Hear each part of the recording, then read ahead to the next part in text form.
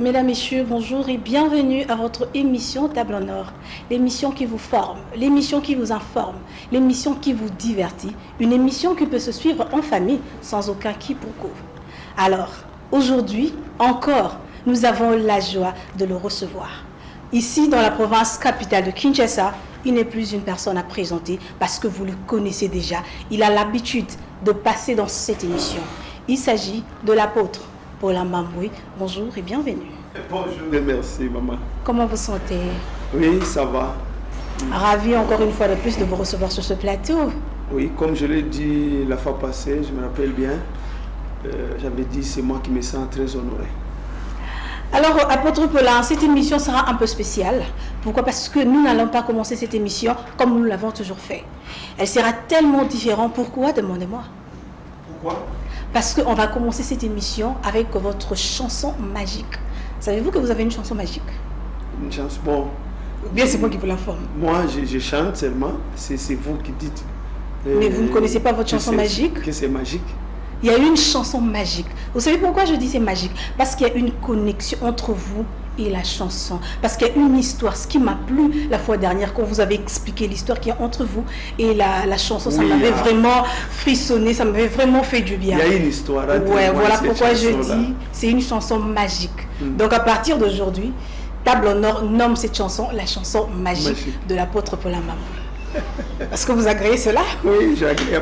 Elle devient votre chanson magique. Alors dites-nous, apôtre, est-ce qu'on peut commencer d'abord et puis je vous dirai pourquoi on va commencer avec votre chanson magique. Est-ce qu'on peut commencer? Je vais vous accompagner, malgré que je suis profane en musique, je vais vous accompagner après. On peut commencer? Oui. Je vous donne la passe?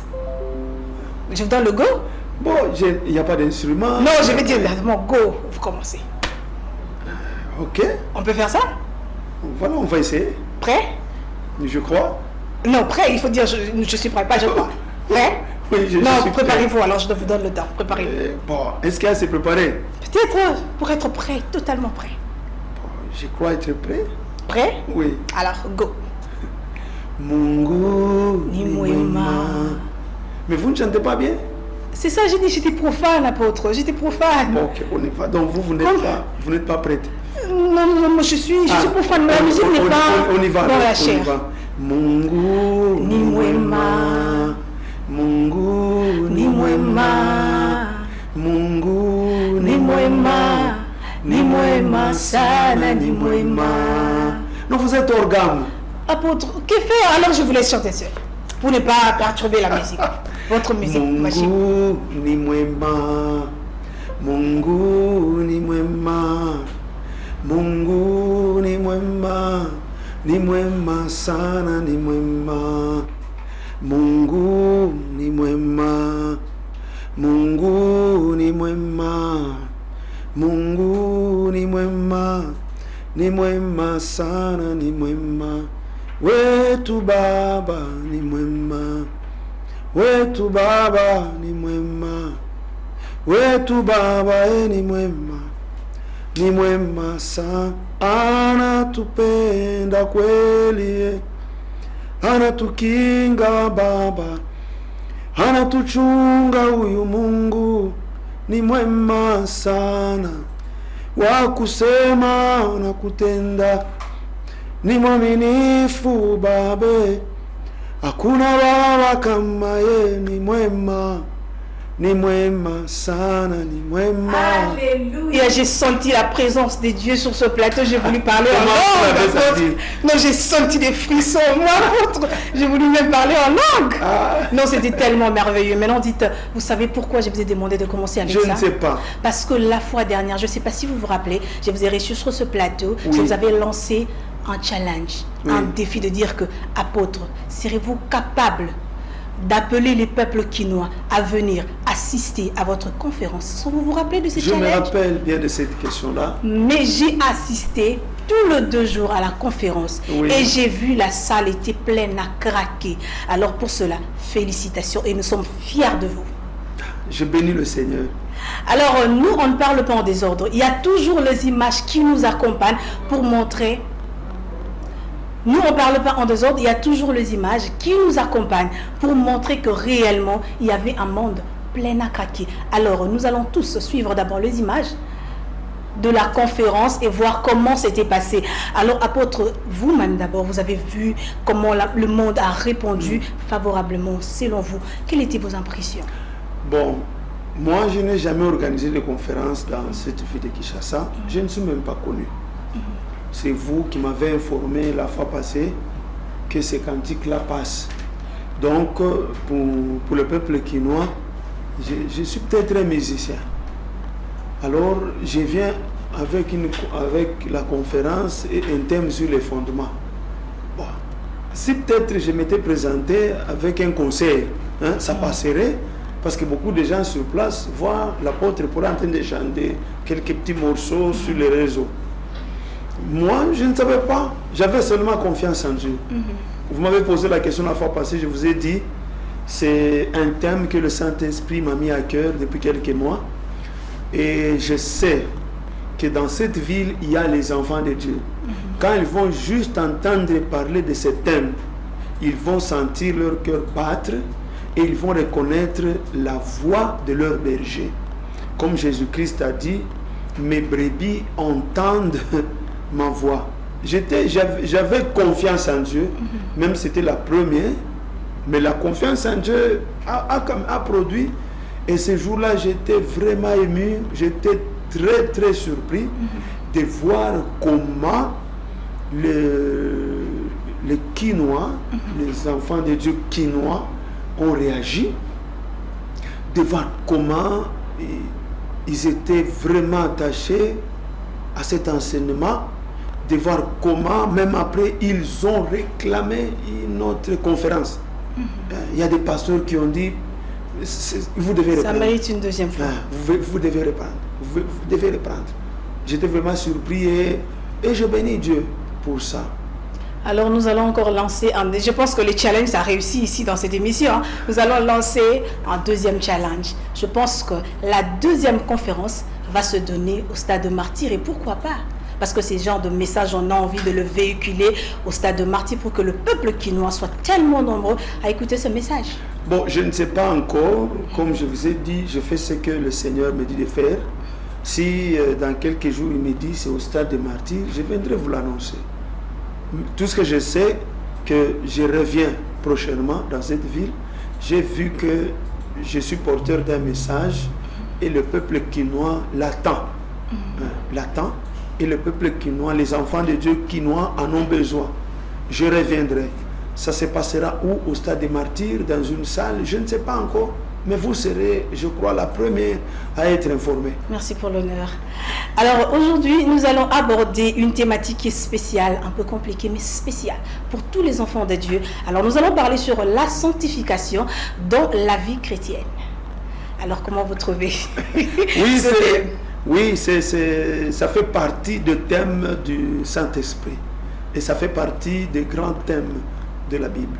Donc c'est le Saint-Esprit qui m'a aussi inspiré. Oui, vous avez été inspiré par le Saint-Esprit. Waouh, cette émission est tellement spéciale, comme je vous l'avais dit au début de cette émission. Alors dites-nous, apôtre, c'est quoi la sanctification selon le Saint Écriture? La sanctification, c'est un appel. C'est d'abord un appel, parce que la Bible parle de beaucoup d'appels. Il y a l'appel à la conversion, il y a l'appel à la sanctification qui est le deuxième appel, il y a l'appel au ministère, il y a l'appel à une mission, et puis l'appel à entrer au ciel. Alors, au centre de tous ces appels, il y a la sanctification.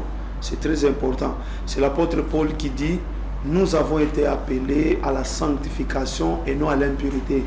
Voilà pourquoi j'appelle ça un appel. Les deux, ce qu'on peut retenir, c'est la sanctification, c'est une vie sans toucher à l'impureté. Une vie sans commettre le péché. C'est ça la sanctification. Voilà pourquoi l'apôtre Paul, dans le même verset, il parle de ces deux concepts.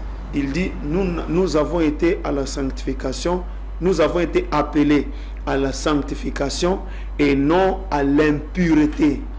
Donc l'impureté, c'est l'inverse, c'est le contraire de la sanctification. Donc nous avons été appelés à nous conserver purs. Nous avons été appelés à ne pas toucher à l'interdit. Nous avons été appelés à ne pas commettre même un seul péché. C'est ça, quand on parle de la vie de sanctification, c'est une vie sans commettre le péché.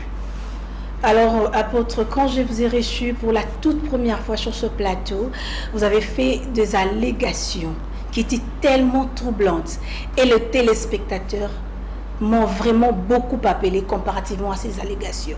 Vous avez dit que c'était possible de vivre sur terre sans péché. Oui. Et alors, eux-mêmes, ce même téléspectateur, m'envoie vers vous, vous dire ceci. Peut-être que ça a été une erreur de votre part. Peut-être que la langue s'était cognée aux dents. Vous avez fait une erreur. Ça, c'est déjà une famille. Il y a un adage qui dit, le linge sale, c'est la famille. Nous sommes en famille. Si c'était une erreur, veuillez retirer et excusez-vous devant ce millier de téléspectateurs qui vous regardent à l'instant. Non, j'aime votre manière de formuler les questions. Que Dieu vous bénisse. Amen. Que Dieu vous rende encore très efficace dans votre travail. Amen. Ce n'était pas une erreur. C'était une déclaration soutenue par le Saint-Esprit, une déclaration soutenue par les Saintes Écritures. C'est possible de mener une vie sans péché. Je commence par une déclaration du Seigneur. Un jour, en plein exercice du ministère, il va venir devant lui une grande foule. Cette foule-là était constituée de chefs religieux et beaucoup d'autres responsables juifs avec des pierres. Et au milieu de la foule, il y avait une femme surprise en flagrant délit d'adultère. Et ces gens ont dit au Seigneur Jésus pour le mettre à l'épreuve, ils lui ont dit, Moïse a dit que nous devons lapider de telles femmes. Toi, qu'est-ce que tu dis? À la fin de cet entretien-là, ces hommes sont partis. Jésus s'est retrouvé seul avec cette femme. Il lui a dit, moi non plus je ne te condamne pas. Va et ne pêche plus. C'est Jésus qui dit, va et ne pêche plus. Vous savez, les déclarations qui sortent de la bouche de Jésus-Christ sont sacrées. S'il a dit à cette femme-là, va et ne pêche plus, donc Jésus-Christ est sûr qu'à partir de ce jour-là, cette femme peut partir, mener une vie sans péché jusqu'au jour de sa mort. Lui, Jésus-Christ, est sûr. Il fait encore une déclaration, ça c'est aux apôtres, il dit, soyez parfaits, comme votre Père Céleste est parfait. C'est Jésus qui parle. Après sa mort et sa résurrection, il est monté au ciel. Un de ses apôtres, l'apôtre qui était très proche du Seigneur Jésus, selon les Saintes Écritures, c'était Jean. Il écrit une lettre. Dans sa première lettre, il fait une déclaration. Il dit, celui qui est né de Dieu ne pêche pas. C'est Jean qui dit ça. Celui qui est né de Dieu ne pêche pas. C'est un apôtre qui a vécu avec le Seigneur Jésus. Mais il fait une telle déclaration. Et cette déclaration est écrite dans votre Bible. Et ça, c'est au chapitre 3. Dans son chapitre 5, il dit, l'amour de Dieu consiste à garder ses commandements et ces commandements ne sont pas pénibles. Voilà. Alors, ce sont toutes ces déclarations-là qui m'ont inspiré aussi. Et j'ai fait ces déclarations. Je ne me repentirai jamais. Et vous ne regrettez de rien d'avoir dit cela? Je ne regrette pas. Je répéterai ça partout. L'émission de la fois passée, quand vous m'avez invité, ce n'était pas à la première émission où j'ai dit ça. Je viens de Lumbaji, j'ai fait cette déclaration à beaucoup de chaînes de télé. Et la première fois, il y avait les mêmes réactions. Mais quand ils m'ont donné le temps de parler, de m'exprimer, ils ont compris que c'est une vérité et c'est une réalité. Alors, apôtre, que dit le livre de 1 Jean 1,10 qui nous dit, si vous dites que vous ne péchez pas, vous faites de lui un menteur. Alors, justifiez-nous ce verset. Voilà, c'est le même Jean qui dit ça dans le premier chapitre et il répète il dit dans le troisième chapitre que celui qui est né de Dieu ne pêche pas. Il ne se contredit pas. Si vous continuez avec le même chapitre, à la fin là, vous commencez le chapitre 2, il dit, je vous dis ces choses afin que vous ne péchez point. Donc, pour la petite histoire, parce que chaque récit de la Bible, chaque verset de la Bible a une histoire. Jean a annoncé l'évangile. Il était à Jérusalem. Quand l'église commence, tout était bien. À la mort d'Étienne, l'église s'est dispersée. les disciples sont partis dans beaucoup de provinces, dans beaucoup de villes, dans beaucoup de pays, beaucoup de nations même. Arrivés là, ils ont ouvert des églises. Avant ça, c'était les Juifs qui avaient quitté le peuple, qui avaient quitté la terre israélite lors de la déportation. Quand ils ont reçu ce message, ils ont ouvert des églises là-bas. Maintenant, ils menaient une vie avec beaucoup de péchés. Quand Jean a reçu cette inspiration-là, il s'est renseigné, c'était vrai. Maintenant, il écrit une lettre. Il écrit une lettre en disant, vous qui êtes là, si vous vous dites que vous n'avez pas de péché, vous mentez. Parce que j'en ai la confirmation du Seigneur que vous vivez dans les péchés. Ne vous consolez pas, vous vivez réellement dans les péchés. Mais pourquoi je vous dis ça? Pourquoi je vous dis de reconnaître que vous vivez dans les péchés? Je vous dis ça pour que vous ne péchez point. Parce que la vie des péchés doit s'arrêter au milieu de vous. Pourquoi?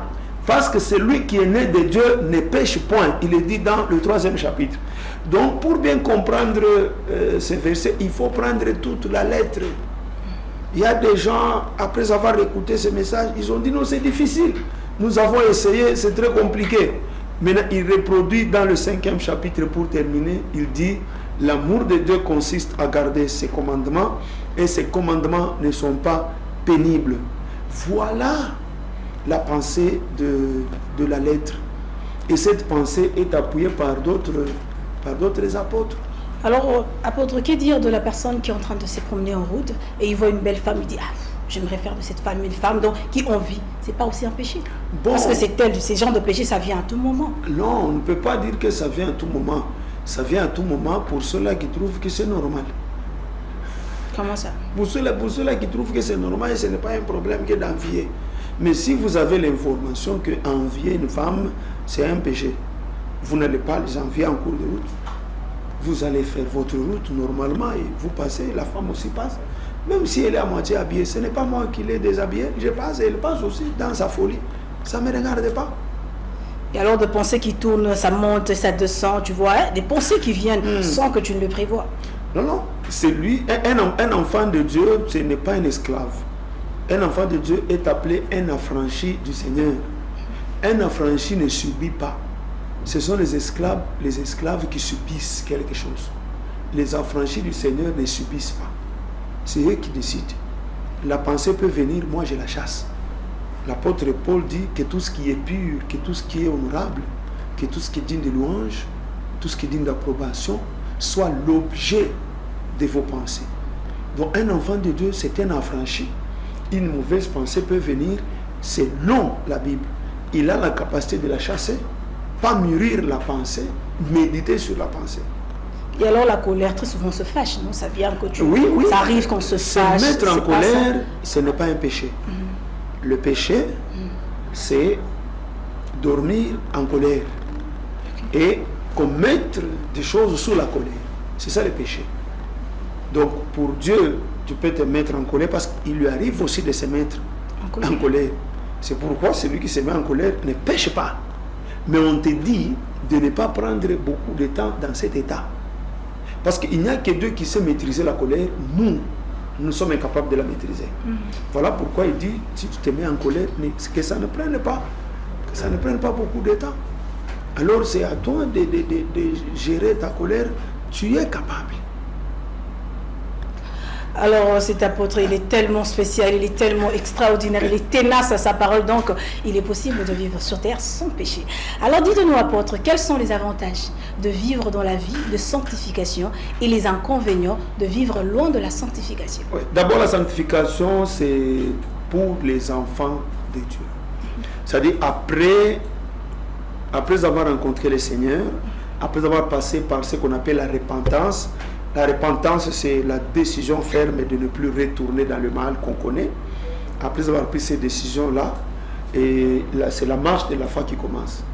C'est la marche de la sanctification. C'est une marche sans péché. Mais toute la Bible nous parle des avantages des gens qui craignent Dieu. En commençant par l'Ancien Testament, où dans le livre de Deutéronome, Dieu est en train de dire à Moïse, va dire à ses peuples, voici les bénédictions qui vont accompagner ceux qui vont respecter la loi. Il y a plusieurs choses. Mais quand Jésus-Christ vient, il ajoute à cette bénédiction-là l'entrée au ciel. Parce que selon la Bible, cette terre est appelée à être détruite un jour. Et ceux-là qui ne vont pas croire au Seigneur vont passer avec la terre. Et ceux-là qui respectent la parole seront épargnés de cette colère à venir qui va se manifester sur les habitants de la terre. Et en marchant dans la sanctification, il y a beaucoup d'avantages. Tu auras la paix, tu auras la joie. Chaque fois quand tu auras besoin de quelque chose, le Seigneur interviendra. Chaque fois quand tu seras attaqué, le Seigneur te protégera. C'est presque toute la Bible qui parle des avantages de marcher dans la sanctification. Maintenant, l'enfant de Dieu qui ne craint pas Dieu, il sera plus malheureux qu'un païen. Il va même regretter d'avoir rencontré le Seigneur. Comment ça? Oui, il va bien regretter. Vous savez, l'homme qui est dans le monde, quand il s'enivre, il trouve du plaisir d'être dans cet état. Il ne sent aucune condamnation. Il ne sent aucune condamnation. S'il commet l'impudicité, il trouve du plaisir. S'il vole, il trouve du plaisir. Il ne sent aucune condamnation. C'est la vie pour lui. Mais un enfant de Dieu, le Saint-Esprit au-dedans de toi, ose commettre mal, tu souffriras au-dedans de toi de la culpabilité. Tu ne seras pas heureux. Tu ne seras pas heureux. Je parle d'abord de la souffrance dans le cœur. Vous savez, le bonheur de l'homme, c'est une réalité intérieure. Hein? Le bonheur n'a rien à faire avec ce que nous voyons. Le bonheur, c'est une réalité interne. Et Salomon, qui était un homme riche, il dit un jour, je reconnais une chose. Le bonheur appartient à ceux qui craignent Dieu. Tu oses pécher, tu ne seras pas heureux. Tu peux avoir beaucoup d'argent, tu peux être bien habillé comme tu l'es là, mais tu ne seras pas heureux. Parce que tu as l'esprit de sainteté en toi. Ça sera le début de ton malheur. Mais un païen qui s'enivre, il trouve du plaisir à chanter, il danse, ose pécher. C'est ça le malheur des enfants de Dieu. Maintenant, en dehors de la culpabilité, en dehors du bonheur qui t'est privé, dans la vie, tu verras quand même la malédiction t'accompagner. Un jour, Adam a péché, Dieu lui a dit, tu mangeras la sueur de ton front. C'est-à-dire les choses que tu recevais avec facilité, où tu seras obligé de beaucoup te battre pour les avoir. Ce n'est pas une bonne vie. Donc, je donne seulement un conseil aux gens, soyez sérieux. C'est tout. Alors, apôtre, dites-nous, pourquoi doit-on marteler que sur l'évangile de la sanctification et faire fi l'évangile de la prospérité matérielle? Là, je m'explique. On veut une personne qui est déjà parfaite, qui est sain déjà, mais qui n'a pas de bien matériel. Pourquoi? Vous voulez toujours que la personne soit saine et vous êtes en train de mettre de côté le bien matériel. Pourquoi? Non, je ne peux pas mettre de côté le bien matériel parce que la Bible en parle. La Bible nous dit que c'est Dieu qui a tout créé et c'est à lui qu'appartiennent l'or et l'argent. J'ai vu dans la Bible Dieu bénir des hommes comme David, et Salomon était l'homme le plus riche à son époque. Même aujourd'hui, si on parle de la richesse de Salomon, tout le monde sera surpris. C'était un homme de Dieu. Daniel, le prophète à Babylone, Dieu l'a stabilisé. Même moi qui suis en train d'enseigner aujourd'hui, parler dans cette émission table. Ah non, mais je n'ai pas commencé ma vie comme ça. Je vivais vraiment dans la médiocrité. Je suis un témoignage. Tu es un témoignage, tu sais comment j'ai vécu. Tu connais mes débuts. Heureusement pour toi, tu connais mes débuts. Mais les gens qui me trouvent aujourd'hui croient que j'ai tombé du ciel, la manne est tombée du ciel. Croient que je suis né comme ça. Je suis né comme ça. J'ai vu Dieu stabiliser ma vie dans le domaine matériel. C'est pourquoi moi je ne peux pas parler seulement de la sanctification. Je dis aussi aux gens, Dieu est capable de stabiliser quelqu'un matériellement. Mais ce n'est pas ça notre objectif. Nous sommes les enfants de Dieu. Notre priorité doit être plaire à Dieu. Dieu lui-même sait. Il sait. Jésus-Christ a dit, cherchez premièrement le royaume des cieux ainsi que sa justice. Et tout le reste vous sera donné par-dessus tout. Et j'ai toujours dit aux gens, la Bible dit, le riche et le pauvre se rencontrent, c'est le Seigneur qui a fait l'un et l'autre. Ça signifie quoi? Il y a des hommes, quoi qu'ils fassent, ils ne seront jamais riches. Moi, je ne peux pas donner une fausse espérance à tout le monde. Il y a, la richesse matérielle, c'est un problème de destinée. C'est un problème de destinée. Il n'y a pas de formule à ça. Voilà le message que moi, je ne peux pas donner. Je risque de donner aux gens des espérances, des fausses espérances. Voulais-je dire, des fausses espérances. Maintenant, après un temps, comme ils n'y voient pas de richesse, ils vont se révolter contre moi, ils risquent même de me lapider. Voilà pourquoi moi je parle de l'évangile tel que c'est écrit dans la Bible. Même en Israël, au milieu du peuple de Dieu, le peuple référence jusqu'à aujourd'hui, il y avait des hommes riches, il y avait des hommes, il y a une richesse moyenne, il y avait des pauvres. C'est la même chose dans le monde, c'est la même chose dans l'église. Il est impossible que tout le monde soit riche selon les Saintes Écritures. Nous pouvons tous être riches matériellement, riches dans ce que Dieu a mis en nous comme potentiel et comme don. Mais dans le domaine matériel, dans le domaine matériel, nous pouvons être riches spirituellement. Mais dans le domaine matériel, nous ne serons pas tous riches. Parce que Jésus-Christ a dit, le pauvre, vous en aurez toujours. Alors moi, je parle d'un évangile équilibré. Je ne vais pas donner aux gens les fausses espérances. D'ailleurs, par rapport à la richesse matérielle. Ça n'a rien à faire avec la sainteté. Non. Il y a des gens qui craignaient Dieu, qui sont morts sans rien. La richesse matérielle n'a rien à faire avec la vie de sanctification. La preuve, d'ailleurs aujourd'hui, entre les hommes de Dieu et les païens, même des occultistes, qui ont beaucoup d'argent. Ce sont les païens. Est-ce qu'ils marchent dans la sainteté pour avoir ça? Non. Maintenant, quand je parle de la sanctification, moi je parle du véritable bonheur d'un enfant de Dieu et je parle du ciel. Parce que la Bible dit, rien d'impur n'héritera le royaume du ciel. Je parle de tout. Et la sanctification et la richesse matérielle, mais j'en parle dans les limites des saintes Écritures. Alors, j'avais voulu, parce que les téléspectateurs ont posé cette question, c'est vrai que vous donnez plus, vos enseignements sont basés sur la sanctification. Est-ce qu'il n'y a pas aussi moyen de mixer aussi, à un moment, vous donnez aussi le message basé quand même sur le bien matériel, comment est-ce qu'on peut se préparer, comment est-ce qu'on peut devenir riche, comment est-ce qu'on peut faire de business, il n'y a pas... Ça, vous n'allez pas quand même mettre accent sur ça. Comment devenir riche? Ça, ce n'est pas un chapitre de la Bible. Je vous ai dit, moi je parle... Mais notre Dieu, c'est un Dieu riche. Ouais, c'est un Dieu riche. Il nous a dit aux gens il nous a dit qu'il est riche. Ça, c'est vrai. L'or et nous et également, nous devons aussi être riches. Non, il n'a pas dit que nous également, nous sommes être... co-héritiers de Christ. Donc le bien de notre Père, c'est à nous. Voilà. Et puis tu as bien dit, de Christ. Vous savez, un jour, j'avais fait une prière à Dieu. J'avais très mal dans le cœur parce que j'ai passé une nuit à l'église. J'ai dit à Dieu, toi tu es tellement riche. Est-ce que tu connais un père sur cette terre qui a autant de richesses que toi, qui peut laisser son fils dans ces conditions-ci? C'est ce que j'avais dit à Dieu. Mais j'avais, à force de faire trop du bruit au Seigneur, il m'a posé une question. Qui est mon premier fils? Je lui ai dit, c'est Jésus, ça saute aux yeux. Il s'appelle Fils unique et c'est le premier, nous venons après. Quand il était sur la terre, il avait quoi? Alors ça m'a impressionné. Il avait quoi?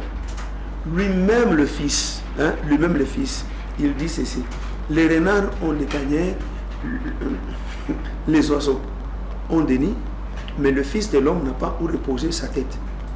Entre toi et Jésus, qui devait plus réclamer la richesse matérielle de son Père? Je te pose la question. C'est à mon tour de te poser la question. Fort malheureusement, je suis désolée parce qu'on ne pose pas aujourd'hui, c'est la question. Voilà. Entre Jésus-Christ et les hommes de Dieu actuels, qui est dans le droit de réclamer la richesse matérielle de son Père? C'est Jésus. Mais il a vécu sur la terre, il n'avait rien. Il s'est concentré sur sa mission. Et il a été élevé. Aujourd'hui, tout genou fléchit devant lui. Il est élevé dans la gloire. Quand l'apôtre Paul a commencé son ministère, un homme extraordinaire qui avait la connaissance de Jésus-Christ dans la profondeur. Mais il est mort dans quelles conditions? Donc, quand moi je parle de la richesse, je prends la Bible. Je prends la Bible. La Bible ne dit pas que tous les enfants de Dieu qui est riche, seront aussi riches matériellement. Ça, ce n'est pas écrit. Ça n'a jamais existé. J'ai donné l'exemple du peuple d'Israël. En Israël, où il y avait les grands dieux, Dieu dit, Israël, c'est mon peuple. Hein? C'est mon peuple. Lui-même en Israël, il n'a pas donné la richesse matérielle à tout le monde. Quand l'Église a commencé, parce que vous savez, il y a un verset que j'aime bien, c'est dans le livre de Job. Job 8:8, cet homme dit, interroge ceux des générations passées. Sois attentif à l'expérience de leur père. Nous sommes d'hier et nous ne savons rien. Donc par rapport à tout ce qu'on fait, on doit interroger ceux des générations passées. Maintenant j'interroge ceux des générations passées. Je prends juste l'Église quand il a commencé. Là on ne parle pas des hommes que Dieu a enrichis. On parle des hommes qui sont venus déposer toutes leurs richesses à l'Église. C'est ça le début de l'Église. C'est ça la génération passée. Donc aujourd'hui, moi je crois que Dieu peut enrichir quelqu'un. Je crois. Et je sais aussi qu'il ne va pas enrichir tous ses enfants. Je le sais. Alors il ne faut pas avoir de fausses espérances. Un jour vous risquez de vous rebeller même contre Dieu, abandonner la foi et de vous retrouver entre les mains du diable. Parce que l'apôtre Paul, sachant que de telles choses peuvent nous arriver, il dit aux enfants de Dieu, si vous avez à manger et à vous vêtir, cela vous suffit. Alors quand vous parlez, il y a une question, je pense que je ne l'avais pas préparée, mais il y a une question qui monte en moi. Quand vous parlez déjà de la richesse, je me dis aujourd'hui, dans nos églises, le pasteur aime les offrandes. Alors qu'il y a d'autres pasteurs qui disent que les offrandes, ce n'est pas l'argent. Mais vous, aujourd'hui, vous aimez beaucoup vous empocher. Voilà pourquoi les pasteurs sont devenus des riches. Ils ont de belles voitures, ils ont de belles maisons à cause de l'argent que nous donnons comme offrande. Alors que l'offrande, personnellement, ce sont de louanges, des adorations. Vous, en tant qu'apôtre, comment est-ce que vous justifiez cela? Oui, l'offrande, c'est tout ce qu'on donne à Dieu. Ça peut être la louange. Et même dans la Bible, il y a aussi les offrandes en nature, les offrandes en espèces. D'ailleurs, quand cette notion d'offrande a commencé, on ne voyait pas d'abord la louange. Au début là, de la Bible, on ne voyait pas la louange. L'offrande de louange, c'est une réalité qui est venue dans beaucoup de siècles après. Au début là, quand on dit Abraham offre, on ne voit pas Abraham en train de chanter. Non. On ne voit pas Abraham en train de faire monter les belles paroles devant Dieu. Non. On voit Abraham en train de prendre le bétail, de les égorger et de les brûler sur l'autel pour le Seigneur. Donc au début de l'enseignement sur les offrandes dans la Bible, on ne parlait pas de la louange. La louange ne peut pas être une excuse pour que vous n'offrez pas. Non, non. Et quand on a construit la maison de Dieu, au début là, je parle du tabernacle, on a mis l'autel des holocaustes.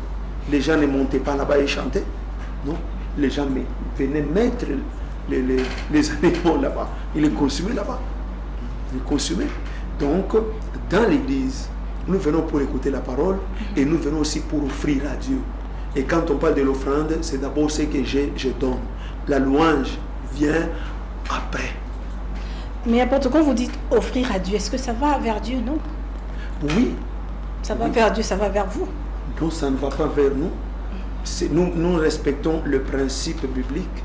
Dans la Bible, je n'ai pas vu Dieu un jour, il est descendu, même au temps d'Abraham, il a pris une chèvre, il est monté avec. Non. Ça ne s'est jamais fait. C'est un principe spirituel. Donc tout celui qui vient donner à l'église, Dieu reçoit. Mais on n'a pas à voir Dieu, c'est par la foi. Tout celui qui vient donner à un homme de Dieu, c'est Dieu qui reçoit. Nous le faisons par la foi. Et c'est Dieu qui réagit dans nos vies. Ce n'est même pas les pasteurs. Tous ceux qui sont fidèles dans les offrandes, dans les dîmes et autres, ils voient la main de Dieu, pas la main de leur pasteur. Mais Dieu, depuis que moi je l'ai rencontré, je ne l'ai jamais vu personnellement ou physiquement descendre à l'église, prendre les paniers et monter avec. Non. Mais il le reçoit par la foi.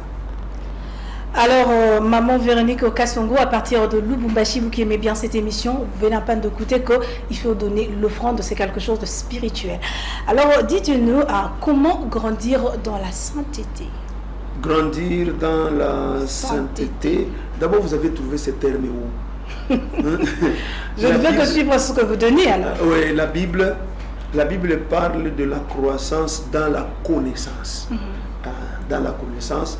Mais la vie de sainteté, là, on ne grandit pas. C'est-à-dire, c'est la vie du respect des commandements que nous connaissons. C'est-à-dire, ce que tu connais là, jusque-là aujourd'hui, tu le mets en pratique, tu vis dans la sanctification. Mais comme ce n'est pas tout, par ta fréquentation à l'église, on t'enseignera d'autres choses. Donc, on ne peut pas grandir dans la sainteté. On ne peut pas grandir dans la sainteté. Non, on vit dans la sainteté. On peut grandir dans quoi? On grandit dans la connaissance. On croit dans la connaissance. C'est-à-dire, j'avais une certaine connaissance aujourd'hui. Au fur et à mesure que je cherche le Seigneur, il est en train de m'ajouter. Là, je suis en train de croître dans la connaissance. Mais dans la sainteté, on demeure. Dans la sainteté, on demeure. Waouh, c'est profond. C'est profond. Ah, je l'aime beaucoup, ce pasteur. Alors, pasteur, dites-nous, est-ce qu'on peut adorer le saint? Adorer le saint. Adorer les saints, c'est-à-dire quoi? Expliquez-vous. Il y a beaucoup de saints. Saint Paul, Saint Pierre, Saint... Est-ce qu'on peut les adorer? Non, non. La Bible ne nous dit pas d'adorer les saints. La Bible nous dit d'adorer Dieu. Alors, ceux-là qui adorent le saint, ils ont leur raison. Moi, je parle de l'enseignement que j'ai reçu de mon Dieu. Je parle de l'esprit qui m'a inspiré tout ce que je suis en train de faire. Cet esprit-là ne m'a pas dit d'adorer les saints. Parce que je suis aussi saint. Je ne peux pas demander aux gens de m'adorer. Je pense que vous aimez les problèmes. Hein? Vous cherchez les problèmes. Oui, ils cherchent le problème. Je ne sais pas. Vous êtes qui? Saint, je suis un saint. Veuillez me comprendre. Il s'est dit encore aujourd'hui. Il cherche encore un débat. Aujourd'hui, il se déclare être saint. Oui. Vous êtes saint? Oui. Comment ça? Comment ça? Justifiez. Je suis un enfant. C'est la première fois d'écouter un pasteur vivant ici. Je suis saint. Il a le sang, il a de l'eau, il fait tout ce qu'on fait, il se déclare être saint. C'est fort, hein, cette déclaration. Ce n'est pas fort. C'est fort. Non, c'est fort peut-être. Autant anciens pouvaient vous lapider. C'est fort. Écoutez, Dieu est saint. Ok, il est saint. Je suis un enfant de Dieu. Est-ce que l'enfant d'un lion, c'est un lion, non? Ah, là vous acceptez, mais quand j'avais dit parce qu'il a l'argent, donc s'il y avoir l'argent, il y avait un peu de quoi? Non, non, non, non. La tribu de Dieu sur laquelle le Saint-Esprit insiste sur la sainteté. C'est-à-dire la sainteté, c'est un problème de nature, pas un problème de richesse. J'ai la nature de mon Père. C'est Dieu qui m'a engendré, il est saint, je le suis aussi. Et comme je suis saint, je marche selon le principe écrit dans la Bible. Donc on peut vous appeler Saint Paulin Mamboué. Oui. Oui. C'est fort. Il n'y a pas de problème. Donc Sainte Nathalie. Oui. Oui. Bon. Maintenant, le problème, c'est ta conscience. Okay. Le problème, c'est ta conscience. Quand on t'appelle saint, comment tu te sens? Un jour, je pose la question dans une église, quand je parlais de ces choses, je dis, qui sont les enfants de Dieu? Tout le monde a levé la main. Et qui sont les chrétiens? Tout le monde a levé la main. Je dis, qui sont saints? Les gens ont commencé à se regarder à gauche, à droite. Je dis, vous lisez dans la Bible, l'apôtre Paul dit, la lettre adressée aux saints de l'église de... C'est écrit dans vos Bibles, non? Donc, pour l'apôtre Paul, il y a les saints sur la terre. Les enfants de Dieu, ce sont les saints. Maintenant, c'est à eux de prendre conscience qu'ils sont saints et marcher dans la sainteté. Wow. D'ailleurs, si tu n'as pas encore accepté que tu es saint, tu ne sauras jamais marcher dans la sainteté. C'est impossible. La vie de sainteté commence par accepter dans son cœur qu'on est saint. C'est ça le début de la vie de sainteté. Si cette vérité est rejetée par ton esprit, sache que c'est impossible que tu sois sérieux. C'est impossible. La force de la vie de sainteté, nous l'attirons de ces déclarations d'abord. Je suis saint. Ce que Dieu a déclaré pur, ne le considère pas comme souillé. Vu que vous êtes saint, vos enfants aussi sont saints. Mes enfants spirituels, oui, ils sont saints. Alors, quand j'enseigne, d'abord cet enseignement, c'est l'enseignement des saints. Jires Chimanga, nous lançons un défi à l'apôtre. Nous allons descendre très prochainement à Lubumbashi pour voir aussi le saint dont il est en train de vanter aujourd'hui qu'il a des enfants saints. On va un peu checker parce que Table Nord aime toujours la réalité, la vérité, de dire on va un peu descendre, aller vérifier. Est-ce vrai ou faux que vous avez des enfants saints? Oui, j'ai des enfants saints, mais faites attention. Ne tombez pas sur quelqu'un qui a fréquenté 2-3 fois l'église, il est moins sérieux, vous dites voilà un enfant de l'apôtre. Non, non. Allez. C'est moi qui... Vous savez, si vous arrivez dans une famille, il faut poser la question au père. Qui sont vos enfants? Je vais vous le pointer. Ce n'est pas à vous de checker, vous risquez de trouver l'enfant... Des brebis égarés. Non, non, non, non. Vous pouvez trouver un enfant qui est venu juste pour regarder les matchs chez moi à la maison. C'est l'enfant du voisin. Vous le prenez, vous l'interrogez et vous le faites passer ici. Venez à Lubumbashi, posez-moi la question, où sont vos enfants? Je vais vous les montrer. Vous allez leur poser la question, ils vous diront qu'ils sont saints.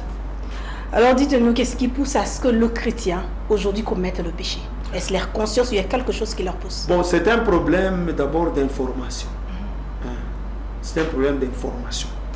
Voilà pourquoi le Saint-Esprit m'a donné un enseignement sur les conditions pour mener une vie sans péché. C'est d'abord un problème d'information. Comme je viens de vous dire, la vie de sainteté commence par croire connaissant. Croire connaissant. Vous savez, dans votre accoutrement, même votre démarche change. Je vous ai vu dans l'autre émission comment vous étiez habillé. Vous êtes en train de marcher d'une certaine manière. Maintenant, dans cet accoutrement, votre démarche change, n'est-ce pas? Oui. Vous n'avez pas à me répondre, j'ai vu. Hein? Qu'est-ce qui se passe? C'est-à-dire, il n'y a pas un endroit où on donne aux gens les enseignements, comment ils doivent marcher s'ils sont habillés d'une certaine manière. Vous voyez, si vous êtes habillé en noir, vous pouvez vous asseoir devant, vous pouvez vous asseoir n'importe où. Mais dès que vous êtes habillé en blanc, automatiquement il y a un réflexe là, vous dites je ne dois pas m'asseoir n'importe où. Oui. C'est-à-dire, dès que tu prends conscience que tu es saint, automatiquement, tu auras certains réflexes par rapport à la vie de sainteté. Donc c'est ça d'abord la première condition pour mener une vie sans péché. Donc ce qui fait que beaucoup de gens, beaucoup d'enfants de Dieu aujourd'hui tombent souvent dans les péchés, ils se répandent, ils trouvent que c'est la vie, ils ne sont pas seulement informés. Ils ne sont pas seulement informés. Et j'ai toujours insisté sur l'importance des enseignements. Aujourd'hui, beaucoup de gens aiment plus la prière plus que les enseignements. Or, c'est par les enseignements qu'on connaîtra ces vérités, et ces vérités vont nous mettre dans de meilleures conditions devant le Seigneur. Donc, c'est un manque d'information tout simplement. Alors, c'est déjà la fin de cette émission. Vous que vous êtes apôtre, vous avez des collègues aussi serviteurs de Dieu. Un petit message que vous pourriez aussi lancer à vos collègues serviteurs. Oh, à mes collègues serviteurs de Dieu, c'est le message que Dieu m'a mis à cœur depuis que j'ai commencé ce travail, c'est la lecture de la Bible. Vous savez, nous faisons beaucoup de débats. C'est parce que nous ne lisons pas tous la Bible. Il y a ceux qui lisent la Bible seulement s'ils sont programmés prédicateurs. S'il n'est pas programmé à l'église, il ne va pas lire. Alors, lisons la Bible, terminons-la autant de fois. Vous aurez d'abord des questions, vous aurez des réponses à beaucoup de questions que vous posez. Alors à mes collègues serviteurs de Dieu, je vous dis, bien-aimés dans le Seigneur, chers collègues serviteurs de Dieu, lisons la Bible. Lisons la Bible, c'est très très important. Il y a d'autres qui ne lisent pas la Bible, qui lisent seulement beaucoup de livres chrétiens. Voilà pourquoi ils se retrouvent instables dans la marche de la foi. La Bible, c'est vraiment une puissance, c'est par là que nous commençons. Donc, lisons la Bible. Alors, merci, c'est déjà la fin de cette émission. Merci pour avoir accepté cette invitation. Oui, je vous dis aussi grand merci. Je vous dis grand merci. Mon séjour ici à Kinshasa, c'est un séjour vraiment béni par la chaîne numérique. J'aime ça. J'aime ça et Je bénis les responsables, je bénis tous ceux-là qui travaillent ici. Je vous bénis aussi personnellement. Amen. C'est déjà la fin de cette émission. Alors, si l'apôtre va retourner demain ou après-demain, nous vous souhaitons un bon retour à Lubumbashi. Alors, vous allez saluer le bien-aimé de Lubumbashi. Il n'y a pas de problème, mais je le ferai. Alors, c'est la fin de cette émission. Nous disons un très grand merci à tous les téléspectateurs et pourquoi pas à mon caméraman de tous les jours, Jérès Chichimanga. Je te salue. Quant à moi, on se retrouve très prochainement. Ciao!